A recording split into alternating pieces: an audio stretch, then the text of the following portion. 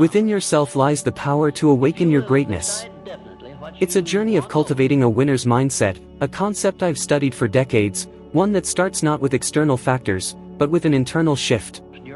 Have you ever considered that perhaps everything you've been told about prosperity is wrong? That true wealth doesn't begin in a bank account or a business deal, but in the very instant you open your eyes each morning? It may sound absurd, but I assure you, the first victory of the day is never financial. It is a spiritual, mental, and emotional triumph. The person who wins within will never be defeated externally. When I wake up, I know that the key to my entire destiny is in my hands. The first few minutes, the first words I speak, and even my first conscious breath are invisible seeds that germinate over the next hours. It's right there, before I even get out of bed, that I determine whether my day will be one of victory or defeat.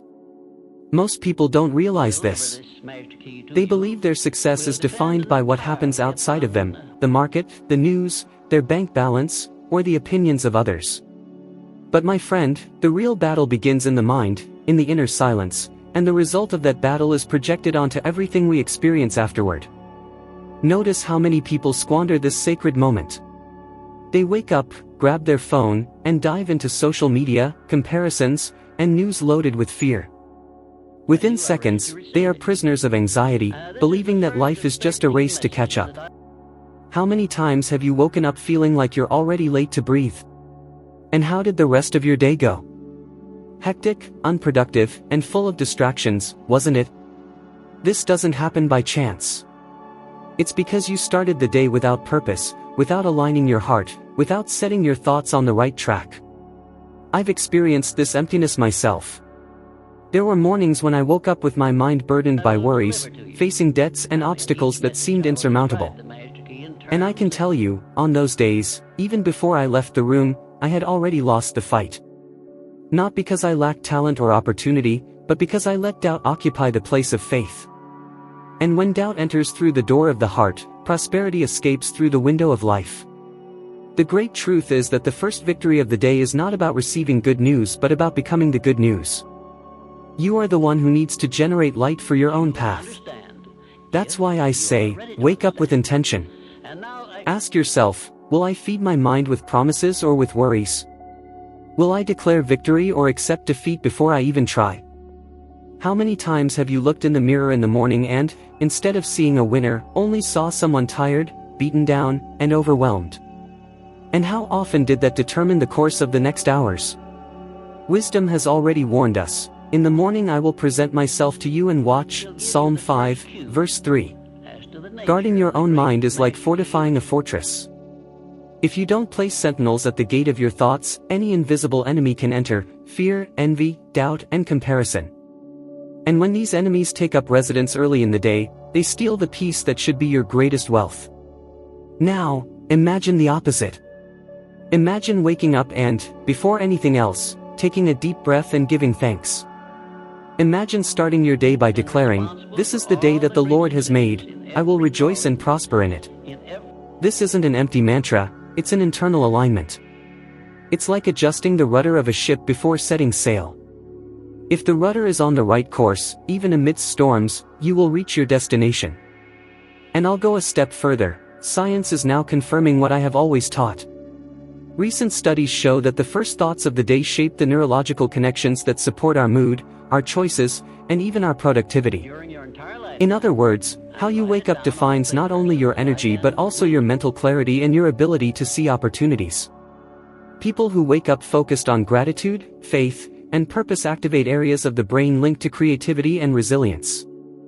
Those who wake up amid worries, however, activate the centers of fear and anxiety, making them more vulnerable to failure. Do you see now why I say the first victory of the day is invisible but has visible consequences? It is what determines whether you will have the courage to face your problems or be swallowed by them. It decides whether you will see open doors or only closed walls. I recall a difficult period in my journey when I was close to giving up on my studies of success. I would wake up without enthusiasm or perspective, and each morning felt like a burden. Until I decided to change. I made my morning routine an invisible altar. Instead of getting up with complaints, I began to get up with declarations. Instead of diving into bad news, I began to meditate on promises. It was then that I realized, the circumstances around me didn't change immediately, but my inner posture did. And that change opened doors that had been invisible before. And here I ask you a direct question. How many days of your life have you lost simply because you started them the wrong way? How many businesses failed to advance because you left the house already defeated on the inside? How many opportunities did you not even see because your mind was obscured by fear? My invitation is simple: make your morning a decision. When you open your eyes, do not surrender your mind to distractions. Do not allow the first voice you hear to be that of doubt. Become the guardian of your own mind. Choose the thoughts you wish to cultivate as someone chooses the seeds they wish to plant. Because, believe me, you will reap exactly what you plant in the silence of your first few minutes. And if you think it's too late to change, I tell you, it is never too late. Even if you are buried in debt, difficulties, and frustrations, if tomorrow you wake up and decide to start differently, your life will begin to change. Because prosperity is not the result of chance, it is the fruit of intentional choices, made early in the day when no one is watching. And the first of these is this: to guard your thoughts, to shield your mind, and to declare that your day is already victorious before it even begins. There is a war that begins even before you get out of bed. It's a silent, invisible, but relentless battle. It's that voice that whispers, "today is going to be just like yesterday." It's no use praying. It's no use believing. You were not born to prosper. This is the consciousness of failure. And millions of people live imprisoned by it without even realizing it. How many times have you woken up with this heavy feeling? A sense that nothing will change, that fighting is not worth it? Have you ever wondered why it seems that those who live without principles often prosper, while you, who seek to do the right thing, face so many difficulties? This is one of the greatest pains of the human heart, to feel that honest effort goes unrewarded. I have faced this dilemma myself. I remember moments when I saw arrogant people getting rich while men and women of faith struggled to survive. And I confess, it hurt me deeply. But I learned something essential: prosperity without purpose is like a castle of sand, sooner or later, it collapses. Psalm 73 perfectly portrays this conflict. The psalmist nearly stumbled in his faith when he saw the prosperity of the wicked, but then he realized that their path ended in emptiness. This also taught me that apparent success can be a deadly trap. History is full of examples of people who accumulated fortunes and yet lost their peace, their family, and their very lives. And you, have you noticed how there are people with a lot of money but who live in inner torment? The root of this conflict is believing the lie that faith and prosperity cannot walk together. This is the greatest deception ever planted in the human mind. Prosperity managed without wisdom can indeed distance you from God. But prosperity managed with purpose, faith, and discipline brings us closer to Him, because it expands our ability to serve, to bless, and to multiply good. But there is still something more dangerous: spiritual passivity. It's the idea that, if God wants it, He will do it, while the person remains inert, without discipline or action. This nullifies the power of the partnership that the Creator desires to have with us. Psalm 128 is clear: you will eat the labor of your hands, you will be happy, and it will go well with you. It's not from chance, not from luck, not from the favor of others. It is from your effort with wisdom and faith. I remember a period in my life when this inner struggle almost defeated me. I would wake up with a weary soul, feeling that nothing would work out. Fear told me I should give up. But it was in that very moment that I understood the battle was spiritual, not emotional. I decided to fight against that inner voice. Instead of giving in to weariness, I got up and forced myself to declare victory. Instead of surrendering my thoughts to discouragement, I sought out promises that reminded me of who I truly was. And little by little, this habit of resistance gave me back my strength. I ask you, how many dreams have been left by the wayside because you believed the voice of doubt early in the day? How many projects were abandoned not for lack of talent, but because you allowed yourself to be convinced that you were not capable? This is what this invisible battle tries to do every day: sabotage your identity, paralyze your faith, and steal your clarity. Science also confirms this phenomenon. Research shows that people who start the day by feeding negative thoughts develop a greater propensity for stagnation and even depression. Those who cultivate hope and purpose early in the day, however, have much higher rates of resilience and long-term prosperity.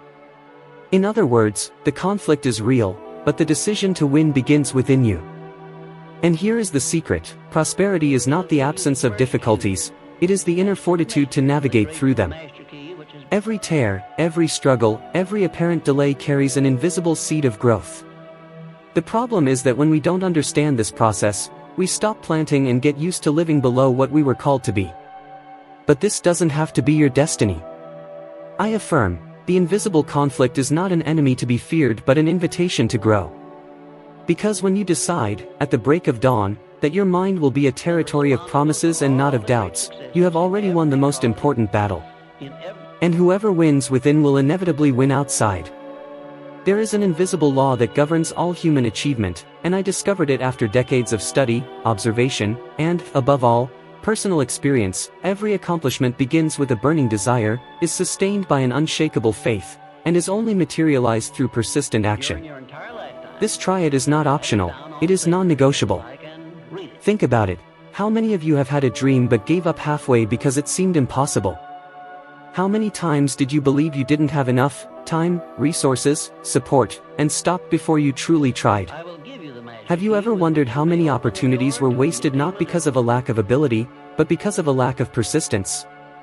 Most people fail not because they dream too small, but because they give up too quickly. I myself faced this dilemma. When I began my research on the power of the mind, I encountered closed doors, severe criticism, and a poverty that often threatened my own survival. There were mornings when I woke up with nothing to eat. There were days when I seriously considered abandoning everything. But something inside me burned more strongly than doubt. That fire was the burning desire to discover the truth about human success. And it was that desire that sustained me when nothing around me seemed to make sense. Faith was the second pillar that kept me from sinking. Not a blind faith, but a living faith, the conviction that if I persisted, I would find the answers. It was this faith that made me believe that every adversity carried a seed of an equivalent benefit. Imagine transforming every failure into a stepping stone, every difficulty into a school, and every no into fuel. This is what I learned, and I tell you, faith does not eliminate struggles, but it gives us direction and the courage to continue. And, of course, neither of these two forces would make sense without persistent action. I know thousands of people who have good desires, who say they believe, but who stop when they don't see immediate results. And that's the trap. Most people wait for motivation to act, but the truth is that action is what generates motivation. How many of you have given up on a project because the fruits didn't appear quickly? Have you noticed how many people start diets, businesses, or studies, and abandon them at the first sign of difficulty? It is persistence that separates those who dream from those who achieve. Now, look at the impact of this today. How many people wake up wanting to change their lives but live trapped in a job they hate, in debt, without clarity of purpose? How many start a plan for studies, a business, or even a healthy relationship, but give up at the first frustration? The world is full of people who start and don't finish. But if you are able to hold firm to your desire, strengthen your faith, and act even when no one believes in you, your destiny will inevitably change. And I'm not just talking about anonymous people. A striking example was John D. Rockefeller, a man of Christian faith who built one of the greatest fortunes in history. He didn't just desire to get rich, he believed his wealth had a divine purpose and used it to create hospitals, universities, and foundations that blessed generations. His secret was not just in money, but in the triad that gave him clarity, desire, faith, and continuous action. Modern research in psychology confirms what I have already taught. Individuals who have clarity of purpose and act in a disciplined way, even without immediate results, achieve much higher rates of success and personal satisfaction. Science calls this grit, or perseverance. I called it persistence. The name matters little, the effect is the same, those who persist reap the rewards. I also recall a painful episode. I had received a tempting proposal to abandon my research work and accept a secure job. My family was under financial pressure, and everything in me screamed to accept it. But the burning desire that consumed me did not allow me to give up. I decided to continue. It was a risky choice, but it was the one that led me to discover and record the principles that are now transforming lives. The emotion this episode brings me is one of gratitude, and even tears, because if I had given in, millions would not have had access to the knowledge they received afterward. And I ask you, how many of you have given up too soon? How many dreams have you abandoned because the process was difficult? How many are still waiting for the right time to act, when in reality, the right time is now? Here is my invitation: choose a goal that truly matters to you and apply this triad for 30 days. Desire it with intensity, strengthen your faith by declaring every day that it is possible, and, above all, act, even in small steps, even without seeing immediate results. After 30 days, come back and tell me if there hasn't been a transformation. Remember, desire without faith is an illusion. Faith without action is passivity. But when desire, faith, and action walk together, nothing can stop the manifestation of what has already been sown within you. This is the invisible formula that transformed my life and can, from now on, transform yours. Prosperity is not the absence of struggles but the presence of direction. It is knowing where to put your feet even when the path is still dark. Each day has taught me that it is not the external scenario that dictates the course of my life, but the clarity I carry within me. That's why I affirm, the first victory happens when, in the morning, I decide to be the good news. I don't wait for something extraordinary to happen to make me happy. I myself become extraordinary in the way I choose to think, feel, and act. How many times have you realized that your entire day was ruined because you accepted the first negative thought that appeared upon waking up? How many times have you let worry about bills, job uncertainty, or someone else's opinion become the lens through which you viewed the rest of your day? This is not just a detail, it's an invisible sentence you sign over your own journey. I learned not to allow my mind to be neutral territory. If I don't feed it with promises and clarity, it will be contaminated with doubts and distractions. That's why, when I open my eyes, I take a deep breath and declare aloud, today is a day of victory. God is with me. My mind is clear. My spirit is ready. My actions will be firm. When I do this with sincerity, something begins to move inside and outside of me. It's as if the heavens align with my inner posture. I remember a period when I was completely surrounded by problems, financial, emotional, and even spiritual. Everything seemed to conspire against me. But instead of giving in, I did something different. I started each morning by giving thanks, even though my reality screamed the opposite. I would say, thank you, Lord, because this is the day you have made, and in it, I will prosper. It wasn't easy, I confess. There were days when tears would stream down my face as I spoke. But little by little, this discipline transformed my perception. Doors began to open, not because the world outside changed immediately, but because I changed on the inside. And when you change on the inside, the entire universe seems to rearrange itself around you. Now I ask, are you losing opportunities because you insist on starting your day with distractions? Have your phone, bad news, or haste been your first advisors? Have you noticed that on those days, everything seems to go wrong? And on the other hand, have you lived days when, even without great external reasons to smile, you chose to believe, and suddenly, everything flowed better? This is not a coincidence, it's spiritual and mental alignment. Science confirms what faith has said for centuries: people who cultivate gratitude and hope upon waking up show higher levels of resilience, emotional health, and even financial prosperity. Research indicates that these habits increase the ability to make better decisions, see opportunities, and attract healthier relationships. In other words, your first victory is not only spiritual but also scientific and practical. And that's why I now issue a challenge to you: for the next 21 days, before you pick up your phone or talk to anyone, do 3 simple things: give thanks, read a psalm, and declare your victory aloud. It doesn't have to be long, it just needs to be true. I guarantee, your energy will change, your mind will become clearer, and you will begin to see opportunities that were hidden before. Always remember, the first victory of the day is not to receive good news. It is to become the good news. It is to be light amidst the darkness. It is to align your mind, your faith, and your actions in such a way that, regardless of external circumstances, you are already prepared to win. Because whoever conquers within will never be defeated outside.